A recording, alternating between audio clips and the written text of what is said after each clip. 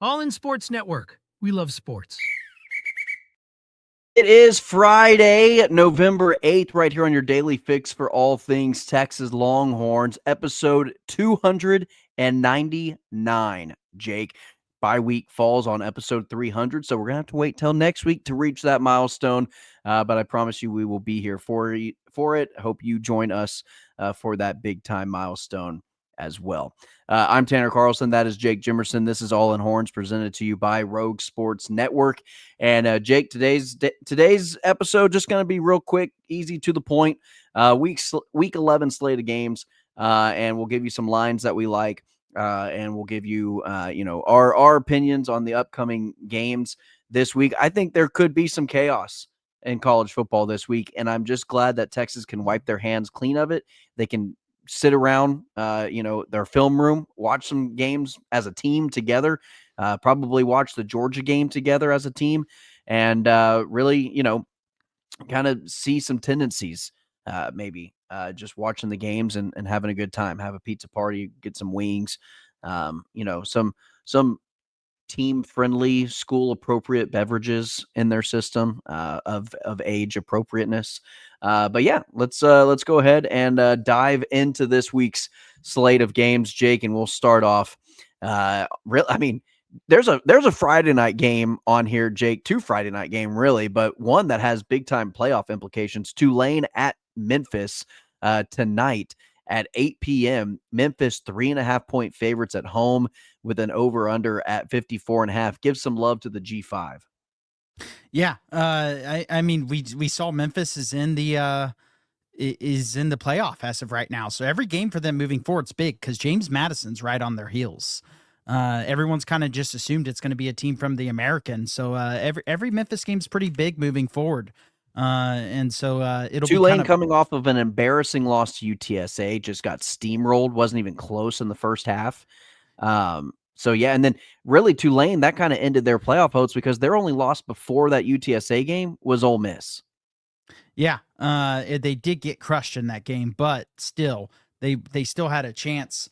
Memphis, but this feels like one of those games where maybe Tulane comes out and lets out. I mean, there's a reason the line's only 3.5. In South Florida also plays UTSA this week. I don't think South Florida is necessarily completely out of it yet, but it also kind of matters what James Madison does. But you feel like it's going to be one of the three: Memphis, South Florida, or James Madison that will end up in the playoff.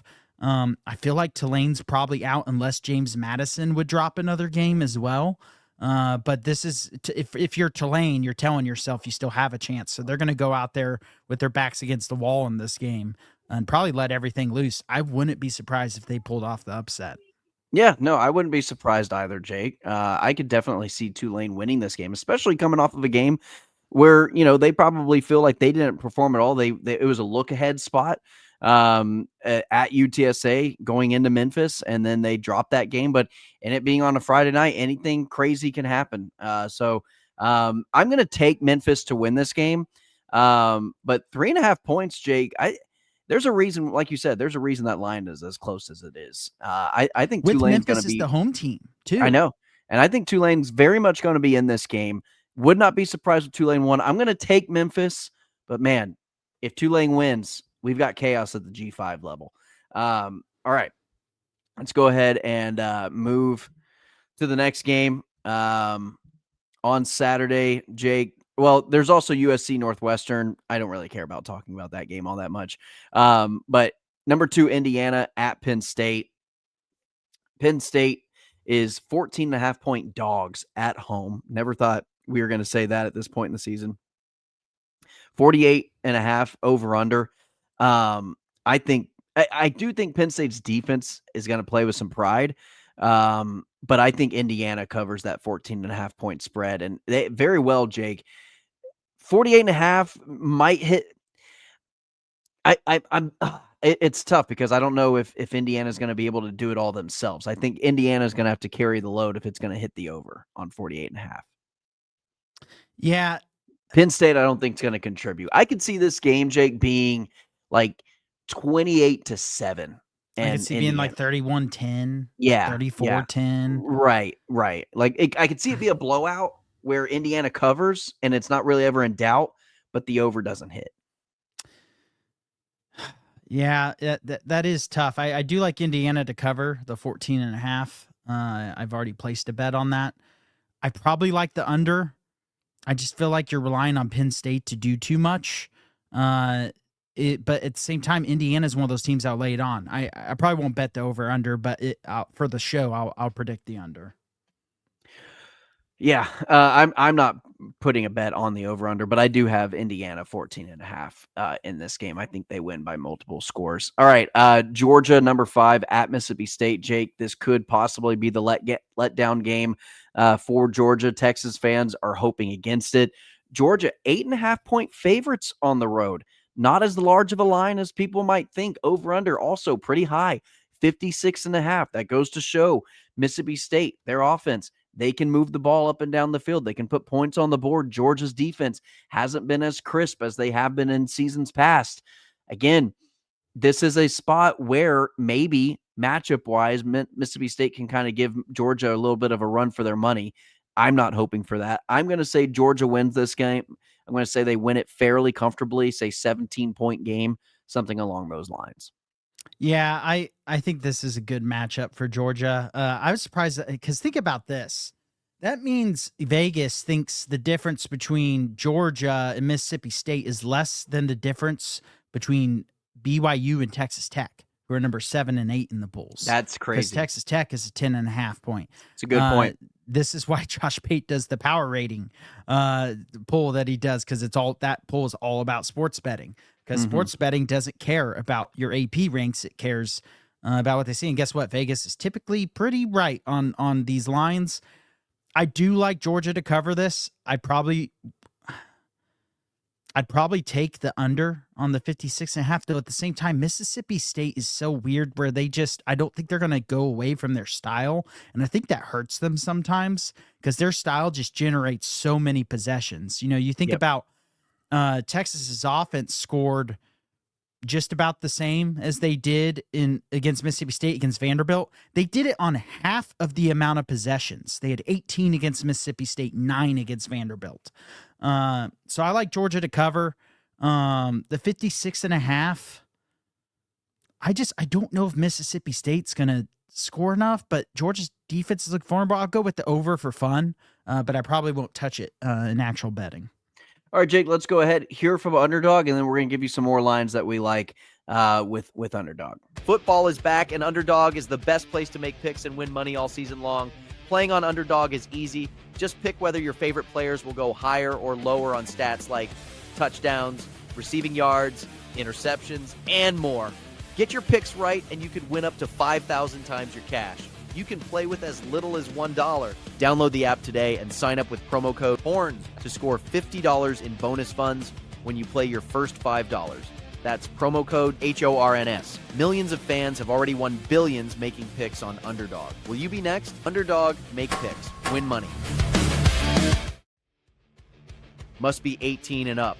19 and up in Alabama, Nebraska, 19 and up, and in Colorado for some games.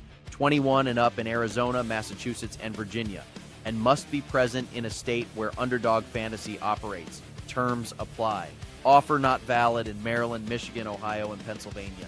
Concerned with your play? Call 1-800-GAMBLER or visit www.ncpgambling.org.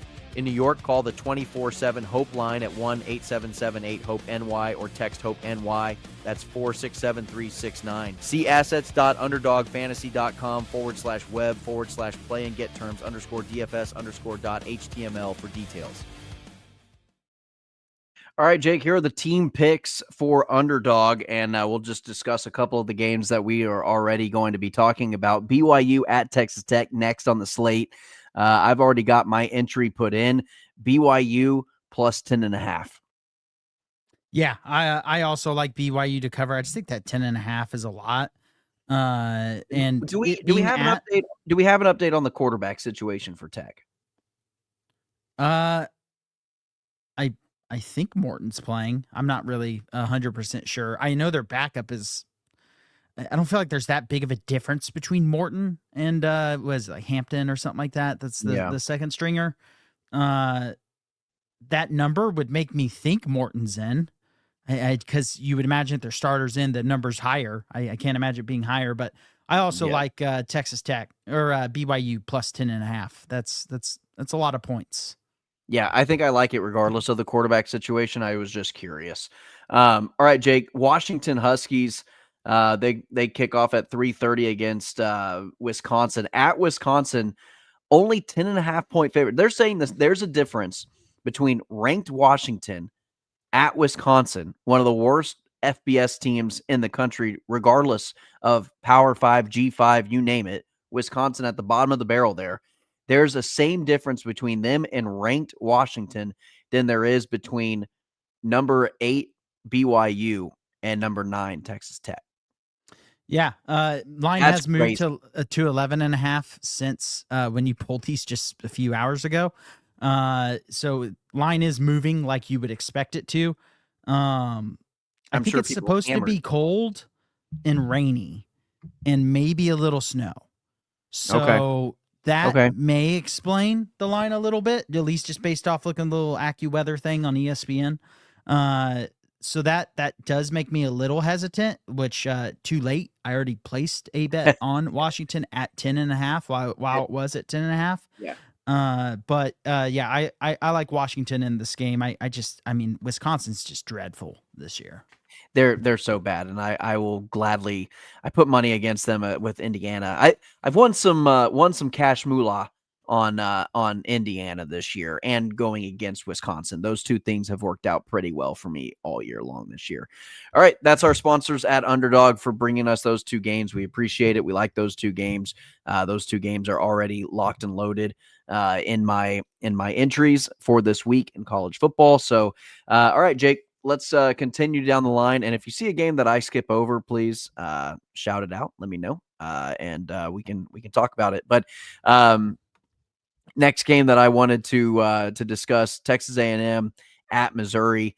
This is a road game for A&M. They're 6.5-point favorites, essentially favored by a touchdown. But Joe Prabula not playing, out for the season. They've got a freshman quarterback in for Missouri. That means they're going to have to heavily rely on the two running backs that they have there. Texas A&M's defense, if anything, has been susceptible to the run game. They've gotten better as the season has gone on, but maybe the only saving grace for Missouri. However, I don't know. I don't see it. They weren't playing great football these last couple of weeks with Prabula. I don't imagine it changing with the freshman quarterback coming in, starting against the number 3 team in the country. Yeah, I mean, they played well against Bama. Really would have probably won that game if their offense coordinator just handed the ball to Ahmad Hardy more. The Auburn game was kind of similar, not handing it off to Ahmad Hardy enough and would let it be way too close than it should have been. And then Vanderbilt, Prabula gets hurt when they're in the red zone. It kind of just was a disaster for them. Missouri's been a better home team than they have been a road team. I think they'll keep this game close for a little bit, but you just feel like sooner or later A&M's going to run away with it. The freshman quarterback's going to throw a pick or make a mistake. Right. It's just hard to imagine Missouri going out there and winning with a freshman quarterback. It's at Missouri, so it gives you a little more hope, but I don't have a feeling that Missouri's going to pull off an upset here, and I think A&M will probably pull away and win by quite a bit. So I think A&M covers. All right, Jake. Oregon at Iowa. Oregon only 6.5-point favorites on the road. Over under set at 40.5. I think when I first saw this line, Jake, I thought it was at like maybe closer to 10 or something. I'm not sure. What did it? Let me see if I can see what it opened up as. Unless you know off the top of your head. It opened at 5.5. Oh, so it's gotten into a larger spread for Yeah. Oregon. I thought it was a larger spread for Iowa for whatever reason. But I really have a gut feeling about this game that Iowa has been playing pretty good football lately.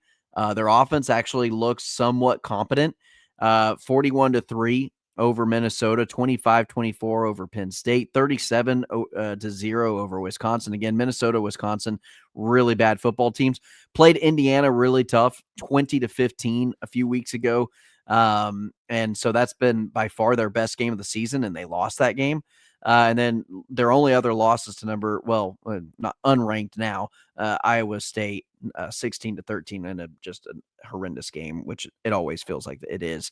But I just feel like this Oregon team maybe isn't as established as previous Oregon teams with a Bo Nix or Dylan Gabriel. And so I think Iowa can, especially at home, can find a way. I wouldn't be surprised if they win this game, Jake. I really wouldn't. I wouldn't be surprised. I would be whatsoever. shocked. I But think I'd be shocked I if say they I'd be won this game. shocked, but I'm predicting Oregon to win 12-10.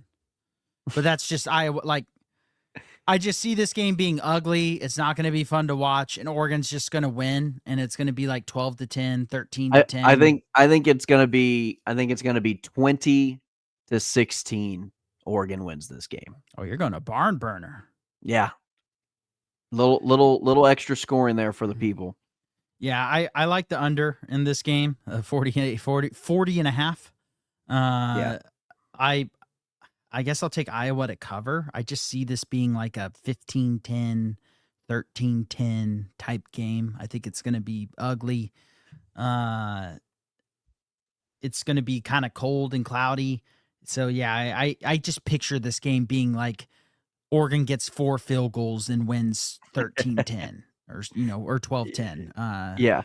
Whatever it is. But, yeah, I'll pick Oregon to win outright, but Iowa to cover, and I like the under.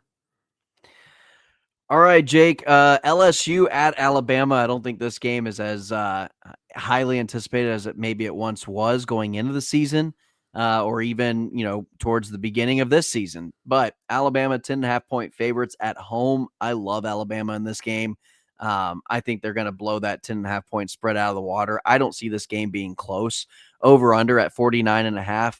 I would probably bet the over simply because I think Alabama is going to put up like 35, maybe even closer to 40. And I think LSU can score like 13, 14 points. But that's going to be around where I'm thinking is like 35-14. Bama wins this thing. Yeah, I don't think this game will be very competitive. I think LSU's just, I have said this since week 2. I think LSU is a bad football team. I think they're going to only be bowl eligible because they have like Western Kentucky on their schedule to end the year. And their bowl game is going to be ugly because everyone's going to sit out that are their only good players. Yeah, I like Alabama to roll in this one. It's at home for them. It wouldn't even really matter if it was at Death Valley. I think all of LSU is just mad right now about how the search is already going, all the controversy going on there with the AD possibly not making the hire, the governor making statements about it. It's just a little bit of a cluster. They have a new president coming in, don't they? Like of the entire university? I think so. And so it's all a cluster right now at LSU. And I don't think the play on the field is going to get any better. I like Alabama to absolutely roll LSU in this game. No, I completely agree. And Jake, any other games? I'm not going to talk Notre Dame Navy. I think that game's a blowout. It's not going to be fun to watch. The line's 25.5 for a reason. And I think it's probably going to be around that as well. So, but yeah, all right, Jake, let's go ahead and wrap up the show.